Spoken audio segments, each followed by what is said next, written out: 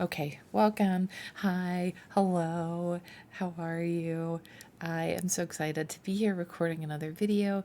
At this point, I've been able to do one every 2 weeks, and that is what I can do. So I hope if you are out there, you're enjoying these, and if you do, please consider liking and subscribing and doing all the things you're supposed to do on YouTube. I'm really enjoying this little experiment. Today, I'm going to have a very different format from the other two videos that I've done so far on this platform. I'm actually interviewing or bringing on a friend of mine to chat who just so happens to also be a bookseller. And today we're going to talk about some things that we're excited to read this coming year that are just coming out or have just come out. And I hope you enjoy it. So, like I said, if you do, you know what to do. And please share this with people that you think, other book nerds that would enjoy this conversation. Otherwise, I'm going to go crawl into a warm place in my house and stay there forever until spring. Until next time.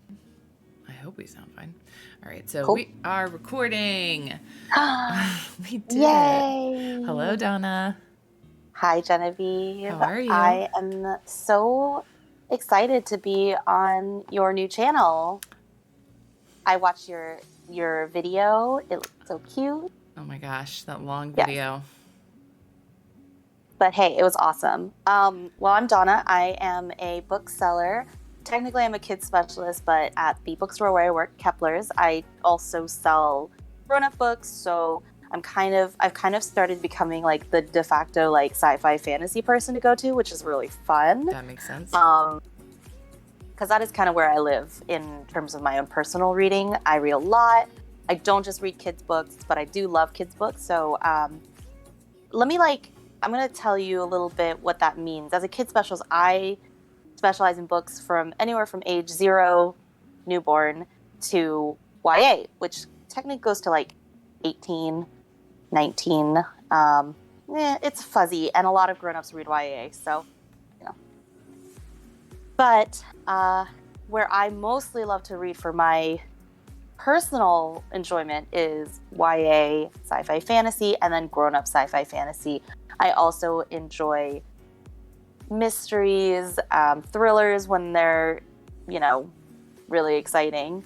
And this year I am challenging myself to read more lit fic because I get asked a lot at the bookstore, have you read XYZ? And I have to say, I haven't because, I haven't had the time or focused on that particular genre. I actually rely on you a lot, Genevieve. I shout you out to all the people who come in this store and they're like, have you read Great Circle by Maggie Shipstead? And I'm like, I haven't, but my friend who's a great reader has read that and loved it. So just letting you know, a lot of people in Menlo Park are getting recommendations based on what you're reading. That's amazing. So yeah, I find that interesting. I think you have a really large cross to bear when it comes to being a bookseller because, first of all, I think lit fic is just really popular. I think it's one of the more popular. Most people read a lot of fiction. And if you're an adult, and not necessarily, obviously these are generalities, but most adults tend towards literary fiction.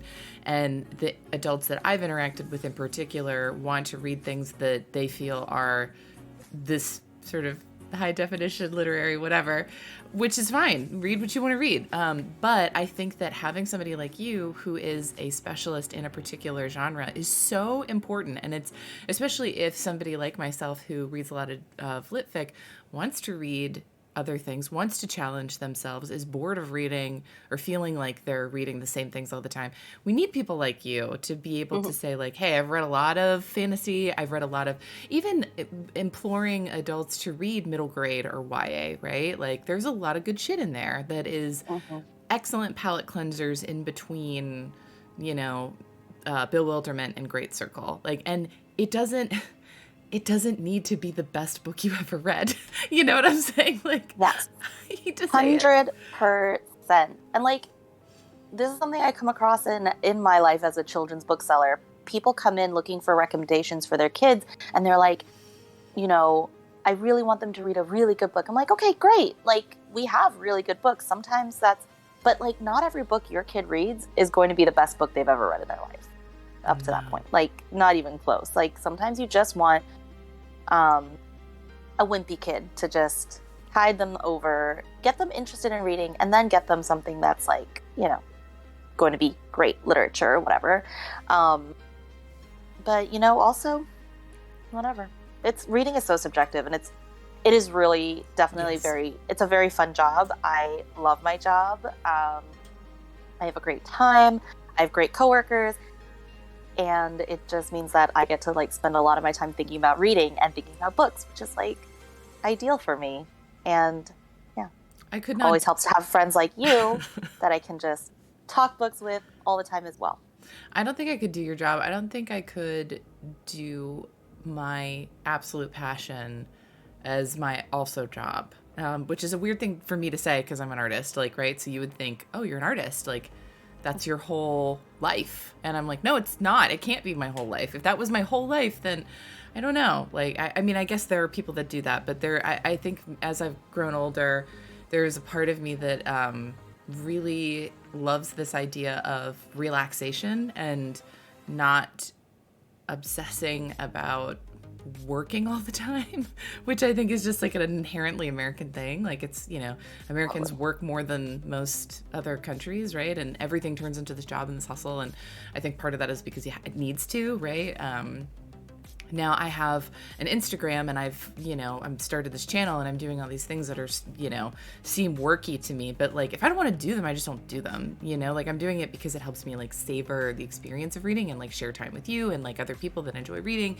And that's fun to me, you know, but this is not a job. Like, this is like, I don't want it to be a job. I want it to be, you know, not work. So I don't know if I could be a I think the thing that sort of is my saving grace in that like stops me from being all consumed by it is that I do have other hobbies. I knit, I like consume media in other ways. You know, there's other things out there. So like, you know, if all I did was think books and reading all my hours of the day, that would probably be a bit much. But it's not the only thing for me. But I don't know. It's one of those things where like you think the more that you talk about it, the more tired of it you be. Sometimes it just wakes up more passion and wakes up more. That's a good point. And certainly in my job, the coolest part of it is getting to hear my coworkers who are also passionate readers tell me about their, you know, new reads and their favorites, and it's really cool. I have coworkers who read books that I just have had no experience with, who read, you know, nonfiction books about animal migration patterns, and I'm like, cool, sounds awesome. I don't read that, but that sounds awesome. Good for you. Or poetry, or essay anthologies, or one of my coworkers was reading like this old cookbook from, you know, the 1930s. I don't know, like it's awesome. I think I just love experiencing that. So I hope that's what, you know, and I think that's what you're achieving here with your channel too. You're going to be like sharing all the things that you like to read, and you know, hopefully that'll help somebody. Doing the thing. Doing the thing. I don't really have a ton of goals other than to just review everything I've read. That's my biggest goal. And then, you know, kind of go from there, you know, record some of these and see what happens. I'm not really that, I should probably be more strategic, but I just don't roll that way. So that's how we're just going to. Well, I mean, the point is not necessarily to like, I don't know. I guess I don't know what it is your ultimate goal is, but yeah, like, have fun. Start out by having fun. No pressures. Definitely to savor. Like, I think I'm really into this concept of, so I meditate, you know, and I pray every day. Like, that's a thing that I do for my mental health. Like, not because I believe in God or anything, but because I think it's important to, like, for my own, just as exercise is important for my body, I think those things are important for my mind. And I was reading about this concept of savoring, and what it means to savor, and how it kind of extends pleasure, essentially, of like from this thing that you enjoy. And so that's honestly what this is. It's like a way of savoring something that much further. So, I'm going to be reviewing some books that I've read. I think one of the books I have to talk about today, I did finish it, so I can talk a little bit about that. And really and I've noticed that this is just something I naturally have always done. Like I've had Goodreads for many years now. And just in my own private circle here in Pittsburgh, like if somebody asks me about books, then I always have something to talk about. And I have, on more than one occasion, somebody say, oh yeah, I picked up that book that you mentioned and I did like it and whatever. And I'm like, that's pretty cool. That's like a fun social thing. And I think as adults, it's hard to do that. It's hard to have that experience, right? Like outside of television, which is becoming even harder and harder, in film, which is becoming harder and harder. So I don't know, like it's really just an extension of those sort of natural things that I'm already doing. And I like making videos, so fuck it, who cares? YouTube is fun. Yeah. And and I was going to share with you that this year book buying is back, Genevieve. I believe people are buying books. People are buying shit tons of books. We had one of the best holiday seasons in a long time, and the best kids in ever. Just the best kid sales ever. That is so good. Well, has it been since they hired you? Can they specifically attribute it to you being there? Because I believe that. Yeah, for sure. Okay, cool. Not specifically me, but we had a very large turnover in the kids section. So 3 of us were new, and I honestly think we work really well together as a team. So yeah. I will put it down to my hiring and Kristen's hiring and Jasmine's hiring. Like we are just we're rocking it. The dream team. I love it. Yeah. Okay, cool. Well, let's get into some books. Sorry, I have to edit out all of my F-bombs. It's really fun. I was gonna ask, are we? I mean, I watch the whole thing and then I just go through and pop it. It's not the end of the world, but whatever. Anyway. Yeah. So what we're talking about today is we're talking about things that you are kind of currently reading, enjoying, have read recently, and then a couple of things that you're looking forward to in 2022, whether they're already, I think all of yours are already out. So, well, one of yours is not. So, but we're going to go kind of in order of what you're reading now to what you're potentially reading. And we're going to go one by one. So do you want to start off with This Ain't Burned? Yes. Go for it. So this book is really, really cool. It is a collaboration from Jason Reynolds and Jason Griffin. So Jason Griffin is an artist and Jason Reynolds is a poet/writer.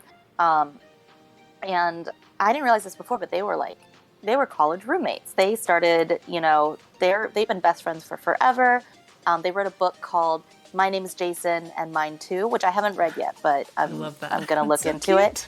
That's adorable. And it's just all about their friendship, about one creates with words, one creates with visuals, right, with art. One's white, one's black. I don't know much more about their situations. So, when I get my hands on My Name is Jason, Mine Too, maybe I'll have more to say about their friendship. But this is a really cool. It's hard to call it it's definitely a book. I don't know. I hesitate to call it any other genre within that. I would almost call it an art book, because that is essentially what it is. It's 3 very long run-on sentences that Jason Reynolds wrote, and then Jason Griffin put them to art. And it's all really about just what's been going on for the last couple of years. Natural disasters, politics, protests, coronavirus, just all the things that have been affecting the world and how it has affected these 2 people. So they wrote it. So it's written in sort of the perspective of a young person. We don't know names. There are no names associated with anything, but a young person watching their mother, watch the news, watching their sister, try to have a normal childhood, watching their brother play video games. Their father is in the bedroom, sick, but it is very powerful. And ultimately, the idea is that, the idea of breath, the idea of taking these deep breaths. So you talked about meditation earlier. Mm-hmm. I feel like this is a book that has roots in that idea of deep breathing in, breathing out, and how breathing has been hard the last few years, what with COVID and wildfires and anxiety and over the state of the world. And then it talks about oxygen mask, right? Like, what is an oxygen mask? An oxygen mask can just be the company of your family as you sit around and be with each other, or it can be the smile you share with your brother as you roughhouse. That'd be really cool to talk to you about it. That's awesome. That sounds amazing. Yeah. So that's Ain't Burned All the Bright by Jason Reynolds and Jason Griffin. So words by Jason Reynolds, artwork by Jason Griffin. All right, on to the next one. So this one is going to be kind of not controversial, but just kind of interesting, I guess. I don't know. Get to it. All right, so it's To Paradise by Hanya Yanagihara. The reason I'm like, why are you reading this, is because it'll be the third 800-page book that I will be reading this month, which is ridiculous. So one of them I did wind up switching over to audio because I was like, I'm never going to finish this. And that's for another conversation. But I just finished The Love Songs of W.E.B. Du Bois. And now there's this one that's kind of caught my eye. It just came out this week. And I don't know, I've just been playing around with it, and I've heard two different, I think Book Talk, etc., and maybe Sarah's Bookshelves talked about this. I honestly don't remember, but basically I heard the premise and I was like, oh, this kind of sounds like my shit. Like, it's basically epics, sweeping multiple timelines, people, connected across centuries. And I was like, oh shit. So just based on that alone is my thing. I know that I do not want to read A Little Life. And not because I know I've heard so many good things about A Little Life and I know that it's really, really good. I'm just never prepared. I'm just not prepared to read A Little Life. Just a casual before bed. Yeah, but this, To Paradise, which is the one I want to talk about, this is why I'm like, okay, I can try her, because it sounds really, really fascinating. So in an alternate version of 1893 America, New York is a part of the free states where people may live and love whomever they please, or so it seems. The fragile young scion of a distinguished family resists betrothal to a worthy suitor, drawn to a charming music teacher of no means. In 1993 Manhattan, besieged by the AIDS epidemic, a young Hawaiian man lives with his much older, wealthier partner, hiding his troubled childhood and the fate of his father. And then in 2093, in a world ridden by plagues and governed by totalitarian rule, a powerful scientist's damaged daughter tries to navigate life without him and solve the mystery of her husband's disappearance.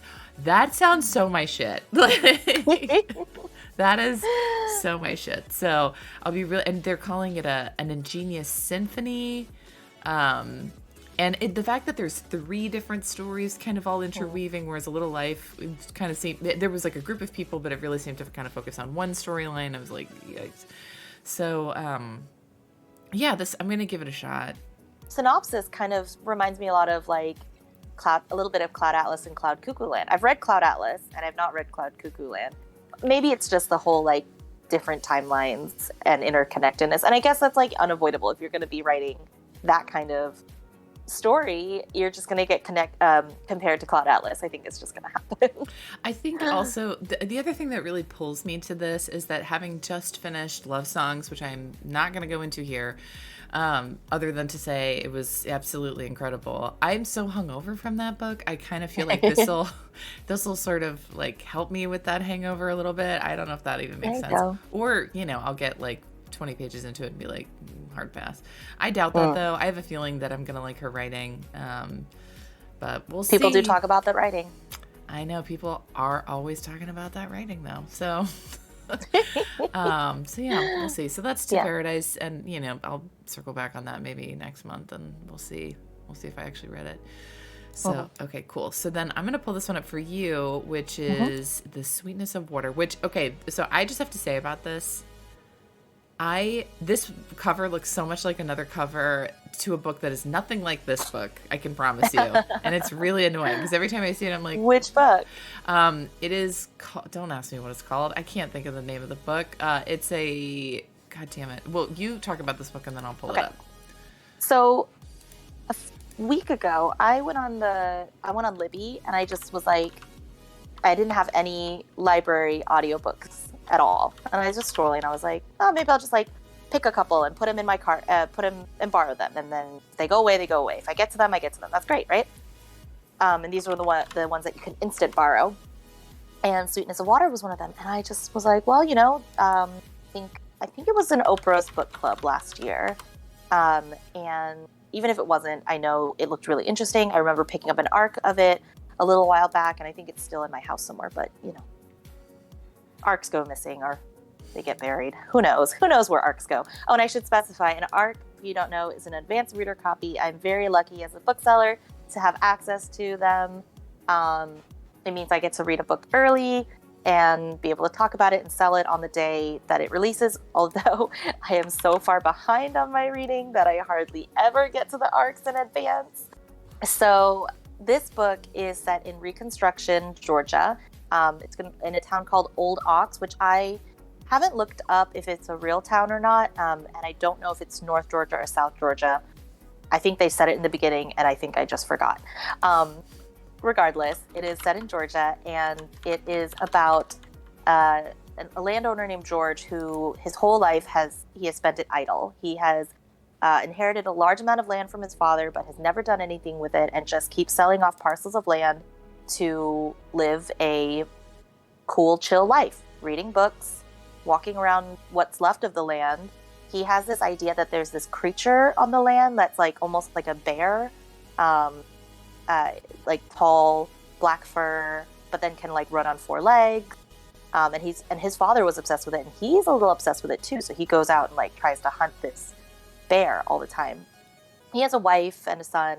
The son was a Confederate soldier, and at the beginning of the story, we're told that he is dead. He has been killed in action, and so George is out. He's walking his land, and he comes across two brothers. Two new freedmen from his neighbor, who were slaves on his neighbor's land. And they start a relationship of sorts, all of them together, him, his wife, and those two brothers. Like he brings them onto his land to start a peanut farm because he's like, my son is dead, and now I want to do something with this land. And then it kind of goes on from there. I don't want to give too much away, but essentially, a horrific act of violence occurs, and it kind of is like the fallout from that. So like, it's a very slow-paced novel, right? There are moments of action. There are moments. I haven't finished it yet. Currently, there was this like huge moment, and I was like really into it, and I'm really excited to finish it. But overall, it's fairly slow-paced. But the audio narration is excellent. William Demerit. And he does a really good job. He does like all the accents really well. He has like different voices. I don't know. I'm really into it.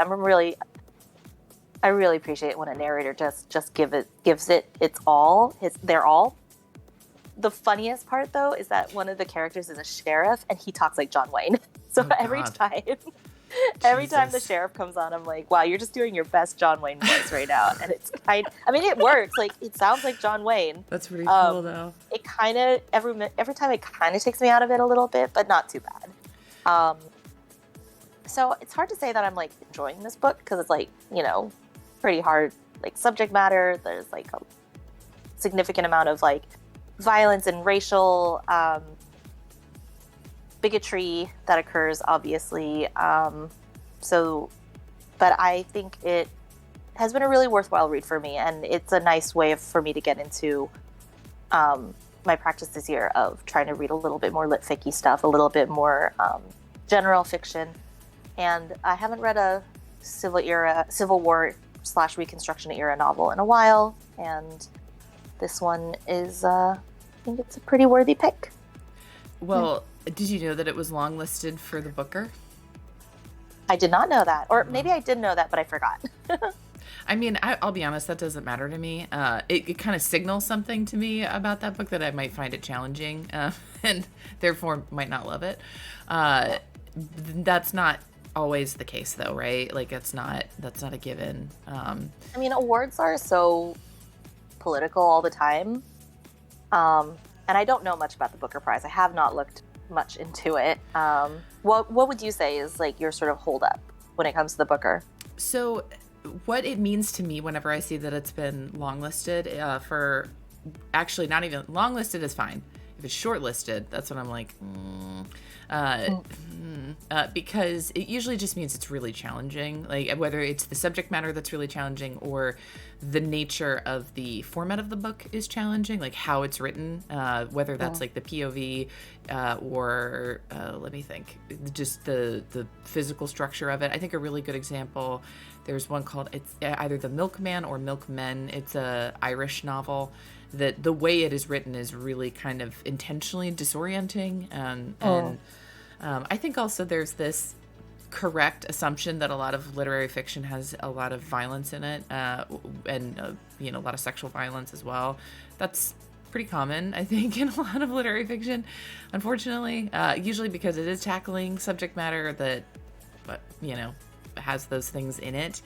And again, that doesn't necessarily mean that I don't want to read it. It just means that it's not all I want to read, right? So, and I think those two are different things. I'll be honest, this just is making me think of love songs, which I loved so much. And I don't want to read something that reminds me of that and then have it taint its memory, like, for me right now. Love Songs was perfect, basically. It was like the most perfect book I'm not ever saying read. you have to read this book. It just literally it popped up for me and I thought, why not? I've seen it around. Also, okay, so the cover of this looks just like a book called oh my god, I just sent it to you. And then it was like Gotham something. Yeah, Gods of Gotham, which has nothing to do with any of these things that you've just discussed. It takes place in New York City, maybe roughly around the same time. But I actually really love that book. It's really good. So, but every time I see this cover, I'm like, this looks just like Gods of Gotham. It just drives me so funny. Nuts. That is The Sweetness of Water by Nathan Harris. All right, the next thing that I have on my list is a book I read that I loved, and I read it I was lucky enough to get a galley of this from NetGalley. It's one of the first ones I've ever gotten, and I was shocked that I was approved because, I'm a nobody on NetGalley, but and it is called The 90s, a book by Chuck Klosterman. And it's essentially a book of essays about the 90s written by a guy who was alive at that time, but it's not just his personal recountings of the 90s. He really goes into some history. So here's the great things about this book. The great things about this book are the way that Chuck Klosterman writes. It's really fun and funny and acerbic and self-aware. There is this amazing, like the footnotes in this are incredible. And he talks about himself in the 90s, and and the footnote describing who he was in the 90s. At one point he says something along the lines of like, my life or the way I lived at that time could have been like written by a millennial or Gen Zer for a Netflix TV show. But that Gen Zer only knows like about the 90s through watching Primus videos. And I was like, what? Like, and I'm clearly butchering that, but I'm hardcore paraphrasing. But it was so freaking funny to me. And I spent a lot at the beginning of the book. It is very light. It's very kind of like, oh man, the 90s. And it talks a lot about what happened and our reactions to it then, but then also us looking at it now from the perspective that we do today, right? And it talks about how generations are defined, what was Generation X, very roughly what, people from Generation X are generally like, etc. And then it kind of goes into these chapters that are like a big essay and then a little essay, and each kind of tackles a different thing. So he talks about Nirvana, he talks about Tupac and Biggie, and he even admits, he's like, could have written more about them, right? And he kind of goes into a little bit about the sort of white centricness of the 90s and sort of the topics that he covers. But he goes into politics. He goes a little bit into sports, and that's the only time that I was like, I kind of don't really care about this. Not because I hate sports or anything. I was just like, it was specific to something I didn't have any awareness of as a child in the 90s, and was just like, okay, this doesn't really mean anything to me. But everything else, I recognized the name of it. Like I could recall having heard of it when I was a kid. And so it was really interesting to read as an adult looking back at that time. and being aware of certain things happening, like Monica Lewinsky and Bill Clinton, or Ross Perot and his election and things like that. All of that was really interesting, and to get his POV on it was fascinating. And so, but the best parts about this book are absolutely him talking about, well, this is what when we look back at the 90s, what we think of, and then he tries to go in and see what people's actual reactions to certain things, or like what happened as a result of certain things, what happened with the economy, what happened to people's reactions to Ross Perot was a really great example. He's like, well, he might have seemed like a joke, but he did capture a certain people's attention, and who were those people, right? Like, and what did they go on to go do and vote for, and et cetera. So it's really interesting. I really enjoyed it. So that sounds cool. Yeah. It reminds me a little bit of, do you remember it was either MTV or VH1, I think it was VH1, who did that series of like, I love the insert decade here, right? I love the 60s, the 70s, the 80s, the 90s, and then the new millennium, which was hilarious because we were like in it. In it. But I was obsessed with it. I like really enjoyed watching those, and like, I don't know, 90s nostalgia is big right now, obviously, which sure.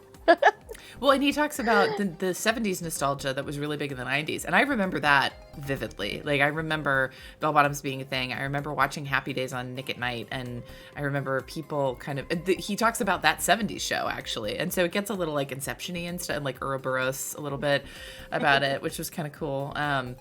Yeah, and I think that I almost want to buy this for the Gen Xers in my life. Like, I have so many Gen Xers, and I'm like, I really want you to read this. I want to see what you think about it. And they're not necessarily book people. I'm like, this isn't long. It's like a little over, it's like 360 pages, something like that. And it's just fun. It's, You said it was essays, so like, you can run and skip around and enjoy them in whatever order you feel like, usually. Exactly. And I think like that's, this is not a gift guide, but this would be something I would suggest in a gift guide. Like, I would say like, oh, this is a great book. Like, this is a Christmas book. This is a birthday book, like, for people that you think would just get down with something like this. So I'm going to buy a physical copy of it. Like, I have the galley, but like, I would like to actually buy the physical copy. So that's the 90s by Chuck Klosterman. And he did like Sex, Drugs, and Cocoa Puffs. Like, that was his other big thing. And it makes me want to read more of his books because he's just funny. So, yeah. All right. So next up is, so I feel bad because this is like next to each other. It's like, it's hard to position on the screen without blocking somebody's head. I guess I should have given you the separate covers. I thought it was making your life easier, but it's making your life harder. I'm sorry. Not a big deal. All right. So this is Aristotle and Dante discover the secrets of the universe, and Aristotle and Dante into the waters of the world. Dive into the waters of the world. Sorry. It's hard to also read them. By Benjamin Alire oh, shit. I'm sorry. You go ahead. Benjamin Alire Sand, I think is the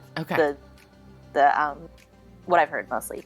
So this is a really cool duology. The first book, Aristotle and Dante Discover the Secrets of the Universe, I believe came out like 10 years ago. And it's been popular for quite a long time, sort of a mainstay of young adult literature. And it's about, the first book, both books are written from the POV of Aristotle Mendoza. And he's a young kid who lives in El Paso, Texas, with his parents and his dog.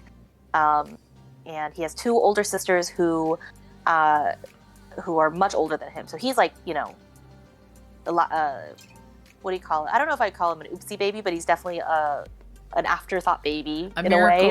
A miracle baby. Let's call it that's a nicer way of putting it. He's a miracle baby, and his parents.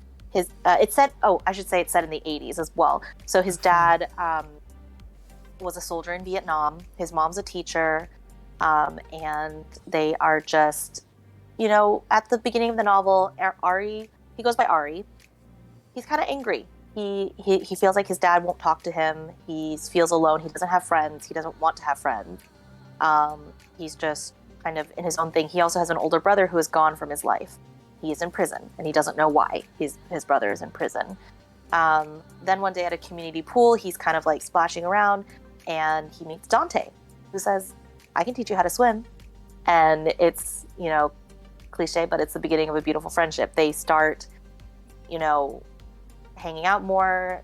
Dante starts bringing out a different side of Ari because Dante is very effervescent and very alive in terms of like just who he is inside, and he has great parents who are like sort of intellectuals. His mom's a therapist, his dad's a professor, and Ari starts like seeing that it's not just anger in his life, there's more out there. He starts connecting more with his parents. Anyway, it's just a really beautiful story. It's written in a very spare, almost like poetry-like voice, which is definitely a little hard for me to get into, especially because I was listening to the audiobook. So sometimes it just sort of like cuts off with like it doesn't resolve in a way that your typical prose novel will. Like at the end of a sentence, it'll kind of just stop. Or there's a lot of repetition especially in the dialogue. Like there will be scenes where it'll be like, and I said cool, and he said cool, and I said cool. Like it's like it reflects the way we speak in real life. But then, books usually tend to cut the chaff, right? They don't put the repeaty bits that people say, like all their dialogue comes out like really edited, but it felt really genuine, like how teenagers talk to each other. Aristotle and Dante Dive into the Waters of the World came out this past year, and it's a sequel of when they've gotten together and they're in a relationship, and it's just all about their love and how they're dealing with being gay in the 80s in Texas. I don't know, it's just a fantastic set of books, and I don't know, it's one that I've been meaning to read for a long time. Like when I was telling people I hadn't read them, they would be like, and you're a kid's YA bookseller who reads queer literature? And I'm like, yeah. But this is one, the first one has been out for a long time, and I was like, yeah, okay, I probably want to get to it. And I say should, I don't mean like, I don't want to make you guys think that I was like pressured into reading it. It's one that I've been meaning to read for forever. It just would get bumped or something like that. And finally, I put it on hold at the library. It finally came up. I read it. I thought it was great. And the audiobook is done by Lin-Manuel Miranda, and he did a great job. So also on the cover of this book that you submitted, there's like 4 different awards. Like, did this win everything? Like, it won a ton of awards. That's probably why people are giving you grief, is because it's super well known too. Like, people aren't necessarily as aware of like, oh my gosh, what was that book you read last year? Felix Ever After. That also won a ton of awards. But yeah, I know what you mean. Yeah. Whatever. Anyway, but it's not as old. It's not as like established. Entrenched. Exactly. This is the one everybody knows, right? So, of course, they're going to give you grief about it. It's like me, like having not read Lord of the Rings. I'm like, you know what? Just everybody calm down. Like, it's just everybody relax. So I have an arc of Aristotle and Dante Dive into the Waters of the World. I also had heard some backlash around the first book because I guess this might be a spoiler, but I do think it's something we should talk about because it's, there is a plot point, and I won't be specific because I haven't read the book either, so I can't really spoil something I haven't read. Mm-hmm. There is a plot point around a violence against a trans person in the first book that people felt was used as where this trans person is used as a plot device and not really given sort of dignity, essentially, or, it's sort of like this throwaway thing within the book. And I didn't know how you felt about it having read it. So speaking as a non-trans person, speaking as a cis person, I cannot, I hope this goes without saying, but I'm going to say it anyway. My opinion is my opinion on this. And if trans people are hurt by this, which I have heard a few people say, obviously their opinions and their thoughts and their beliefs are valid. Like, absolutely. In my mind, I do think that it's not glossed over, and it's not just put in there for kicks. Benjamin Illyria Sans is a gay man who lived through the 80s and saw, saw his friends and his loved ones dying of AIDS. He saw the violence and the bigotry and the hatred. He experienced it. I don't think he put that in lightly. And I think while it's kind of it comes across a little bit late in the first novel, but it is addressed in the second one, I will say. So I don't think that it was put in there lightly. And it's also, this is a historical book in a lot of ways. It's set in the 80s, and it talks about historical events like the AIDS crisis. And unfortunately, at that time, still today, but at that time, I believe there was a statistic, and please don't quote me on this if it's wrong, but something like 1 in 4 sex workers was a trans woman. And many of them, maybe not that high, but it was something like that, 1 out of every, a large number. And they experienced the bulk of violence towards sex workers. And it still happens today.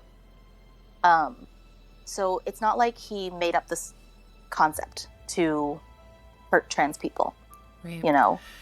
Yeah, so I haven't read the book, so I don't really have an opinion on it, but it kind of intrigues me, and I would like to read it to see what the... especially since I have the sequel too. So, like I said, without giving away too much, the story is resolved in a very sensitive way in the sequel. The person is given a name. And I think that's a lot, and that's another part of why people were upset in the first book. That makes sense. The victim was not given a name. Okay. And in the sequel, the victim is given a name and is given a moment and is given acknowledgement. So I think that makes sense. Even if there was a misstep in the first book, I think he did really try in the second book. And that makes a lot of sense to me, right? I could see somebody being like, well, what the hell? Like this just random person, who isn't, like you said, given the dignity. I could see why somebody would be upset by that. So, yeah, I'm glad we're able to talk about it. On to, let's see. All right, I have this one here. I don't have a lot to say about The Candy House by Jennifer Egan because I have not read it, but it is on my list of things to read. I got an arc of this from Simon & Schuster, so thanks, Simon & Schuster. Apparently, it is a sequel to A Visit from the Goon Squad, and features a lot of the characters from that book and plot lines from that book. I'm probably not going to read it before I read this, because that's just how I roll. I don't really care. So, and from what I've already looked at online, people are going to feel some kind of way no matter what. Here's the thing, and this is just my vibe. When it comes to litfic, the idea of a sequel is usually pretty like you know what I'm saying? So I was actually thinking about this the other day. I was like, do litfics have sequels? Not really. Like there's a few I can think of, like the John Updike Rabbit series. Marilyn Robinson, Alison Hoffman counts as litfic. Yes, I think Alison Hoffman does count, and especially the way she writes, I think it does. And Alison Hoffman's a good example. Also, Marilyn Robinson is a good example. She has. I mean, there are some, but it's very usually litfic is very much standalone. Whereas in sci-fi fantasy / YA mystery, you get all the massive series. I mean, that's not to say that I couldn't appreciate it more if I read A Visit from the Goon Squad, but I also, this is just my vibe on like sequels and things in general. And it's funny because I have that sequel. We literally just talked about a sequel. I get a little annoyed at having to catch up on a lot of stuff, sometimes it's just not possible, you know what I mean? Like within my life. And if I'm going to review this book, I'm going to review this book, not A Visit from the Goon Squad. Do you know what I'm saying? Like that's kind of my take on it, where it's like, I'm going to read this book and see and I don't think it'll be fine. Sure, I could appreciate more. I could also appreciate like historical fiction if I read more about like the actual things that the book is based on, right? Like, I'm not that worried about it. You ain't got all the time in the world. So no, the synopsis of it reminds me a lot of The Startup Wife, which I did read recently, and so I'm going to be very curious. It's like Silicon Valley. It's about actually, I have a little thing right here. You're reading about Silicon Valley? Again. Oh my God. It's like my third book in like a year that I've read about Silicon fucking Valley. I live in Silicon Valley and I don't read about Silicon Valley. I feel like it's just like a hot thing right now. It's like a trend. I guess. So it's 2010, staggeringly successful, brilliant tech entrepreneur Bix Boutin is desperate for a new idea. He's 40 with 4 kids and restless when he stumbles into a conversation with mostly Columbia professors, one of whom is experimenting with downloading or externalizing memory. Within a decade, Bix's new technology, Our Own Unconscious, that allows you to access every memory you've ever had and to share every memory in exchange for access to the memories of others, has seduced multitudes, but not everyone. In spellbinding linked narratives, Egan spins out the consequence of our own consciousness through the lives of multiple characters whose path intersect over several decades. Egan introduces these characters in an astonishing array of styles, from omniscient to first-person plural to a duet of voices, an epistolary chapter, and a chapter of tweets.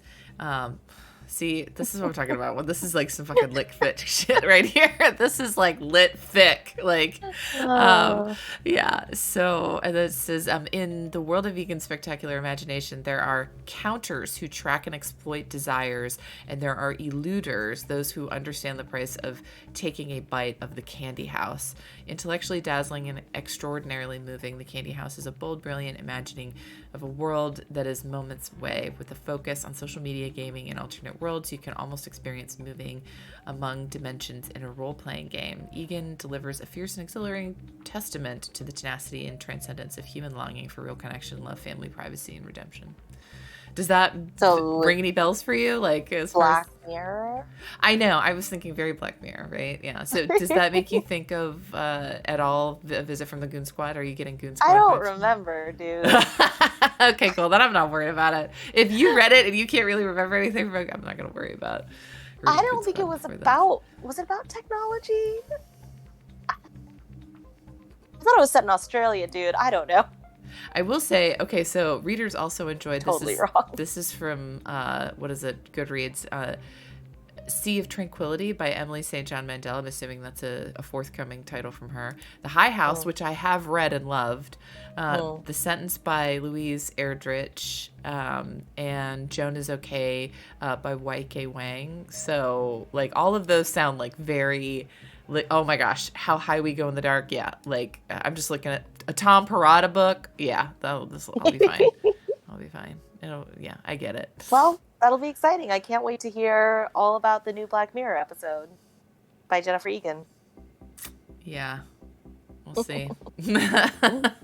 All right, so that's the Katie House, and then let's go ahead. I actually bought it. I own it. Sick. All right, yeah, I've seen this around Instagram. Daughter of the Moon Goddess. Yeah. I mean, it's just gorgeous. It's like one of the most beautiful books that is coming out this year, I think. And it's by Su Lin Tan. And it is a retelling of the Chinese legend of Chang'e, the goddess of the moon, essentially. She's not really the goddess of the, like, she wasn't born goddess of the moon, but she's kind of like, she lives up there. I don't know if you're familiar with the story at all, but I can give a quick synopsis. So I don't know much about this book. I mean, obviously it's about the daughter of Chang'e, so I don't, but other than that, I haven't really looked into too much of the synopsis because I kind of want to go in with just with what I know, which is that this was one of my favorite stories when I was a kid, one of my favorite legends. That's sweet. But the idea about this Chang'e is, and I can't remember if she's like sort of a minor goddess, like a minor deity or something like that. But she's married to a guy named, oh my gosh, I can't remember his name. She's got a husband, and he is a well-known, famed warrior, right? He's an archer, and he gets famous because there's this like whole thing where there used to be like 6 suns in the sky, or 6 or 7 suns in the sky, and they would take turns, and they got tired of sharing turns. So one day they just all got up in the sky and started baking the earth, and crops were dying, animals were dying, people were suffering, water was drying up. So Sihe, I think is that his name? I have it totally wrong probably. He takes his bow and arrow and he goes and shoots down all the suns, and he almost shoots down the last one, but then people are like, no, don't shoot the last sun, we still need one. And he's like, fine. And then after that, they are punished for his actions, because the father of the sons is very upset that he killed five of six of his children. So they get kind of like kicked out of heaven, and they're sort of living normal lives.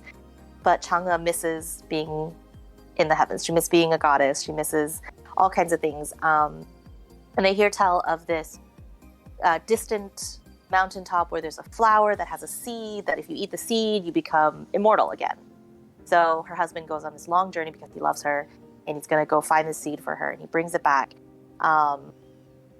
And he's like, okay, we can take it together. We'll cut it in half, and we'll each have a lot longer life, and we'll have some benefits to godliness and whatever. But he has to go away for some reason, and she's stuck there in the house, and the seed is sitting there, and she just can't stand it, and she finally gobbles it all up. But it's too much for one person, so when she rises up past the heaven, so she misses it, and she goes all the way and gets stuck on the moon.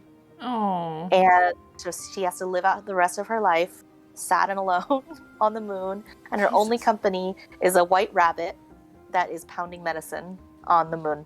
And that is the sad story of Chang'e.